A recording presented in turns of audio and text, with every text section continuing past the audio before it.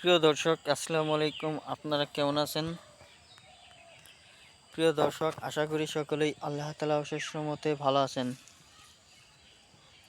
তো প্রিয় দর্শক, যারা আমার এই চ্যানেলের নতুন দর্শক রয়েছেন তাদেরকে জানাই অসংখ্য ধন্যবাদ ও প্রীতি ভালোবাসা। তো প্রিয় দর্শক, এই যে আজকে দেখতে পাচ্ছেন, আজকে আমি আপনাদের জন্য একটি সাদা ফুল গাছ নিয়ে হাজির হয়েছি। তো আপনারা যদি এই সাদা ফুল গাছগুলো বাড়িতে রোপণ করতে চান তাহলে কিন্তু এই সাদা ফুল দিয়ে অনেক কিছু করতে পারবেন। তো এই সাদা ফুল গাছ অর্থাৎ বেলি গাছ কোথায় পাবেন? তো প্রিয় ভাই ও বন্ধুরা, এই বেলি গাছগুলো পাওয়া যাচ্ছে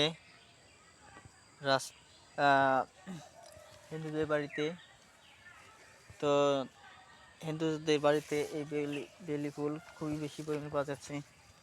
তো বন্ধুরা, কোনো চিন্তার কারণ নেই। তো বন্ধুরা, এই যে দেখতে পাচ্ছেন সাদা ফুল। তো এই যে এই ফুলগুলোই কিন্তু আপনাদের গাছে আসবে, কোনো চিন্তা কোনো কারণে। এই যে বন্ধুরা দেখতে পাচ্ছেন। তো প্রিয় ভাই ও বন্ধুরা, আপনারা যদি চান তাহলে হিন্দুদের বাড়ি থেকেই এই ফুলগুলো পেয়ে যাবেন, কোনো চিন্তার কারণ নেই। তো বন্ধুরা, এই যে দেখতে পাচ্ছেন ফুলটি, আপনাদের জমিতে এরকম ফুল আসবে ইনশাল্লাহ। তো প্রিয় ভাই ও বন্ধুরা, এই ফুলগুলো হিন্দুরা কিন্তু বিভিন্ন রকমের কাজে লাগায়, ব্যবহার করে। তারা বিভিন্ন অনুষ্ঠানে ব্যবহার করে থাকে এই ফুলগুলো। তো আপনারা চাষাবাদ করলে হিন্দুদের বাড়িতে যাবেন, হিন্দুদের বাড়িতে থেকে যে এই যে গাছপালা ডালপালা দেখতে পাচ্ছেন, এই ডালপালাগুলো সংগ্রহ করে নেবেন। তো প্রিয় ভাই ও বন্ধুরা, এই ডালপালা সংগ্রহ করলেই হবে। তারপর এই ডালপালা আপনারা একটি জায়গায় রোপণ করে দেবেন বাড়ির আশেপাশে। দেখতে পাবেন ইনশাল্লাহ আপনার বাড়িতে ভালো ফুল আসবে, কোনো চিন্তার কারণ নেই।